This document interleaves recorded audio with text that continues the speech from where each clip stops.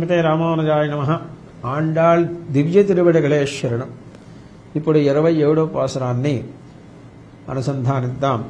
కూడారే వెల్లింషీర్ గోవింద ఒందన్నై పారై పరజగుండ యామం పెరుషమ్మానం நாடு புகுஷம் பரிசினால் நன்றாக சூடகமே தோல்வளையே தோடே செவிப்பூவே பாடகமை இன்றெண்டையும் பலகலன் யாமணிவோம் ஆடி எடுப்போம் அதல் பின்னே பால்சோறு மூட நைபேத முடங்கே வழிவார కూడియిరిందు కులిందేలో రెంబావాయ్.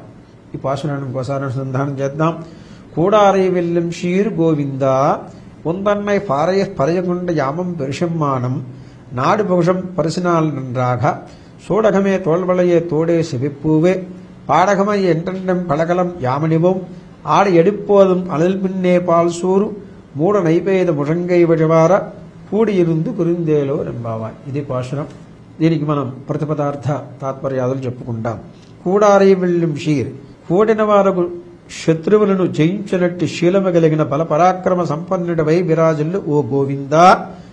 గోకులమును రక్షించుటకు పుట్టినటువంటి శ్రీకృష్ణస్వామి ఒందన్నై పాడి దేవరవారిని కీర్తించి పరయకొండు పటాహాదులను స్వీకరించి, అంటే పటాహాదులు అంటే ఇక్కడ పురుషార్థములు అని అర్థం చెబుతున్నారు.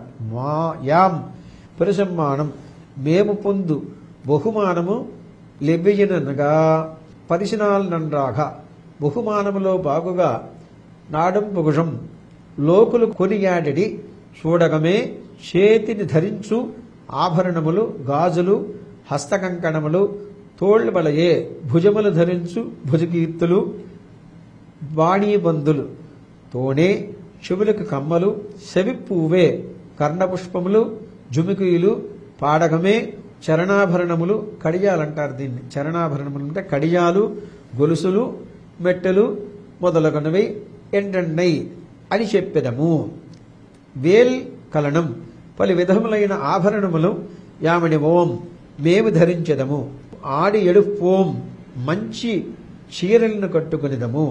అదన్ పిన్నే అటుపిమ్మట పాల్సోరు మూడనైపైదు క్షీరాన్నమును నేతితో చేసి ముషంగై వజమార మోచేతి వరకు నెయ్యి దిగజారినట్లు కూడియిరుందు దేవరవారము మేము అందరమును కూడి కుళిరందు సుఖమును అనుభవింపవలేను ఏల్పోర్ ఎంబావై. అట్లయినా మా అద్వితీయ మంగళవ్రతము సుఖముగా నెరవేరును. అంటే ఏం చెప్పింది ఆండాళ్ళు? నిన్న మాకు కావలసినటువంటి వాటిని శంఖాన్ని డప్పెండ విరాట్ని ఏవేవైతే ఆయన దగ్గర ఉన్నాయో గొప్పదమైనటువంటి వస్తువులు మొత్తాన్ని వాళ్ళకి ఇచ్చారు. ఈరోజు వాళ్ళు ఏమంటున్నారంటే, ఓ గోవిందుడా, ఈరోజు మేము ఇంకా కొన్ని కావాల్సినవి అడుగుతున్నాం.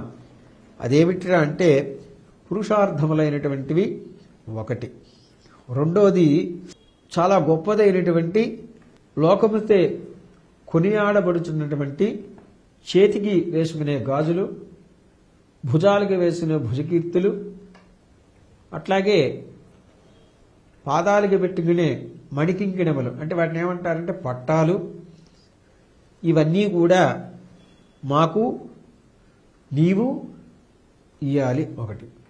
రెండోది అందరితో ఊరుకున్నారంటే లేదు, మా అందరితో కూడా నువ్వు కలిసి ఆనందమైనటువంటి నృత్యము కూడా సాగించాలి.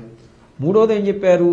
మేము ఇంతకాలం మొట్టమొదటి వాళ్ళు ఏం చెప్పారంటే నాట్కాలే నీరాడి పువ్వులు పెట్టుకోం, కాటుక పెట్టుకోం, తర్వాత ఏంటంటే తలస్నానాన్ని ఆచరిస్తాం, ఇది 30 రోజుల వ్రతాన్ని మేము చేస్తున్నామని ఆండాళ్ళు ఒక నియమ నిబంధన ఏర్పాటు చేసుకున్నది. ఈరోజు ఏం చెబుతుంది? అవన్నీ కూడా ఈ రోజుతో మేము విసర్జించి నువ్విచ్చినటువంటి దివ్య మంగళకరమైనటువంటి వీటన్నిటినీ ధరిస్తాము, కాబట్టి మాకు వసంగుడు అని ప్రార్థన చేస్తుంది.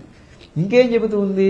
అప్పుడు నెయ్యి పాలు ఇటువంటివి మేము తినము అని కూడా నెయ్యుండ్రోం పాలుండ్రోం నాట్కాలే నీరాడి నెయ్యిని తినము పాలును తినము పద్ధతి ప్రకారం స్నానాన్ని మాత్రం ఆచరిస్తాము అని చెప్పినటువంటి తల్లి ఈరోజు ఏం చెబుతుంది?